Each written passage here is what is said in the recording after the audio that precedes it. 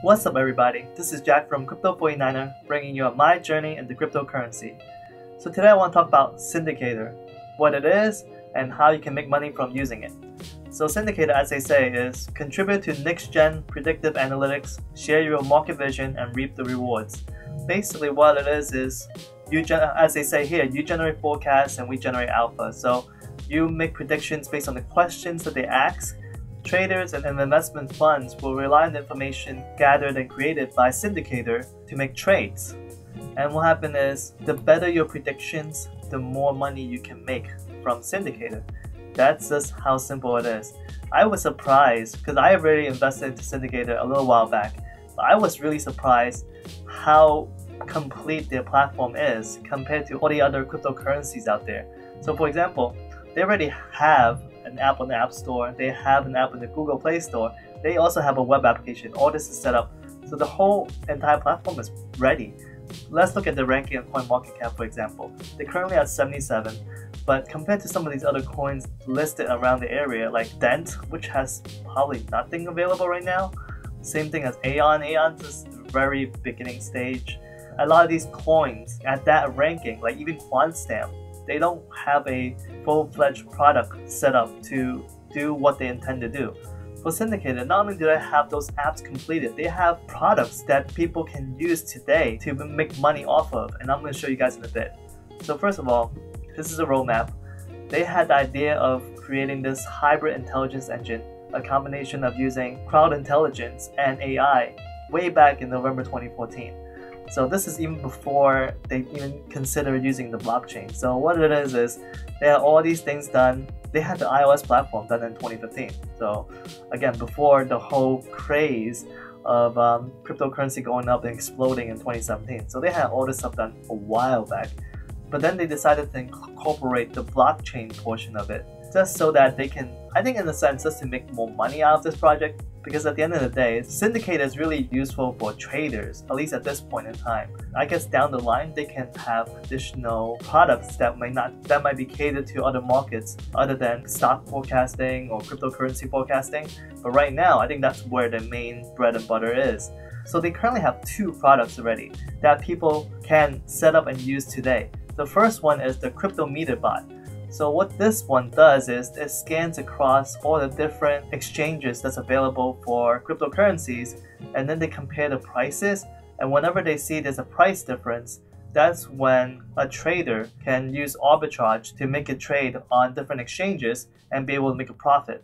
So that's the idea of the Crypto Meter bot. The problem is, something like Crypto Meter bot is pretty expensive, so this is not for your average person that has like a small amount to invest in, because if you look at it, they tell you they support 10 different exchanges and the different trade pairs that's available, but in order for you to get access, you need to have 1 million Cindicator tokens.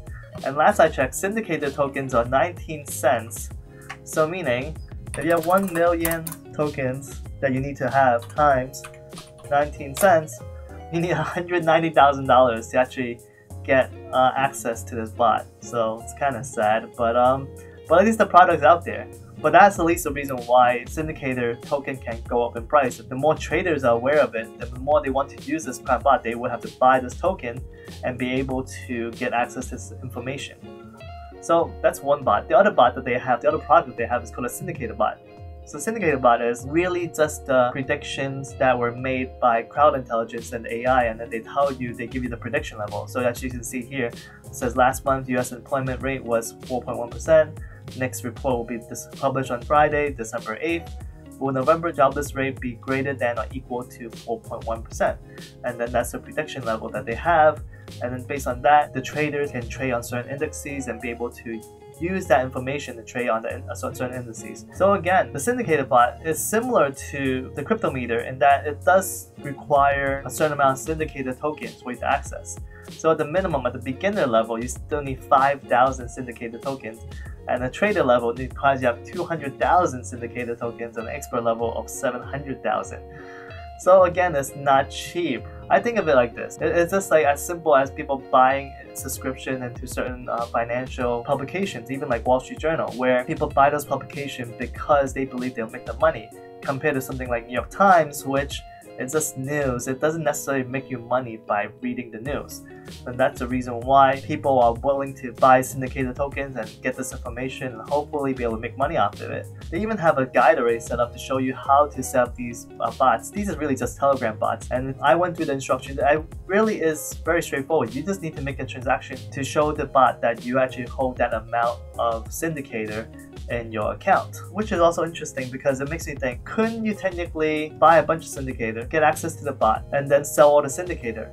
I mean, I think that's perfectly possible. I'm guessing maybe the bot will have you verify that you still have that amount of Cindicator every once a month or every certain time frame, just so that the bot knows that you're still holding onto the Cindicator.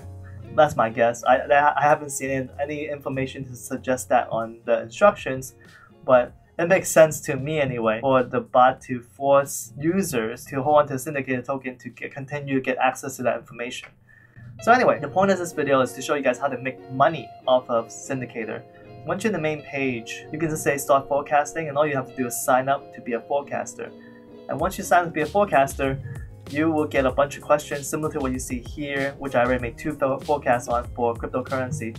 And you see on the left hand side here, how much money is being available for being a forecaster. No, this is not a per person thing, this is a group kind of thing. So where if you make predictions and you become the top forecaster, you only get a portion. You get a higher portion than everyone else, but you wouldn't get the whole entire 1.25 BTC.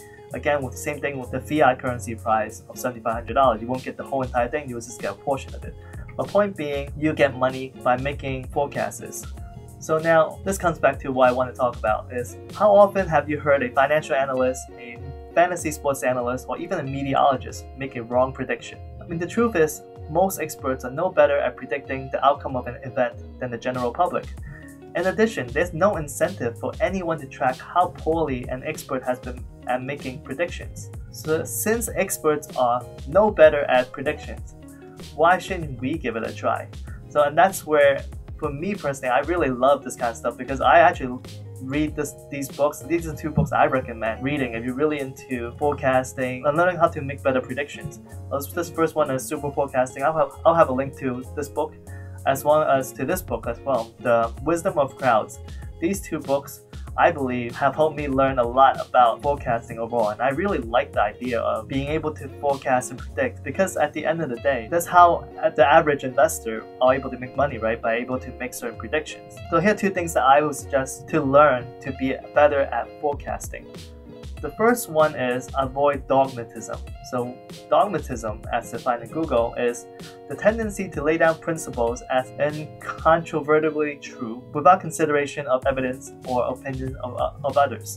So what happened is, I have to say, I fall for this all the time myself, and I probably did that even recently, a couple months back, when I fell into belief that hype lending platforms that have a blockchain behind it will last forever. I mean, well, that isn't certainly wrong, but the truth is that wasn't the right question to ask. The right question was really something like, do you trust an individual or a group on making financial decisions that benefit you specifically, personally? And I mean, I would think if I asked that question versus asking whether or not a hype lending platform with a blockchain will last forever, I would have to answer completely differently. Because we know that even in a regulated environment, there are still companies that have cheated a lot of investors and invested money wrongly during the financial crisis of 2008. So even in the regulated environment that happens, do you think in cryptocurrency where it's completely unregulated, do you think that won't happen at all? That'll probably happen even more often.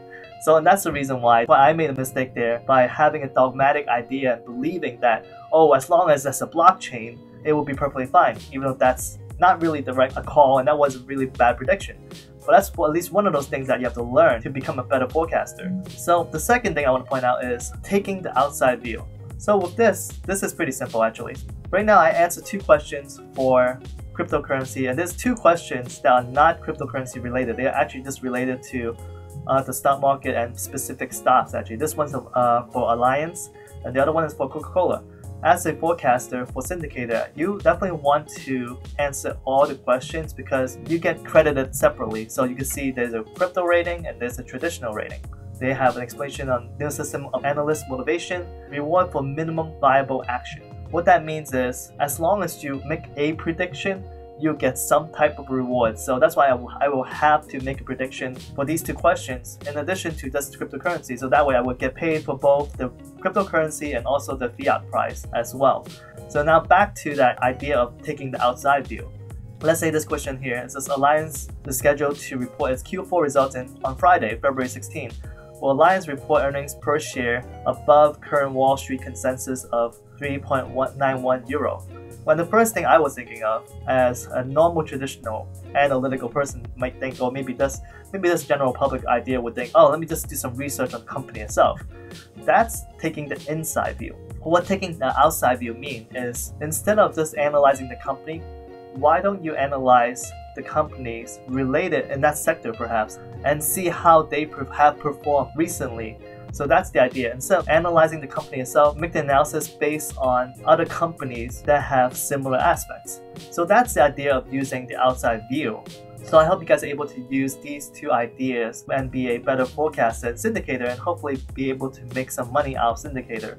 So that's my video for today, guys. Let me know what you guys think. Leave a comment down below, like and subscribe, hit the bell icon for post notifications. If it isn't crypto, it isn't worth mining, it isn't worth speculating. I'll see you guys tomorrow. Peace out.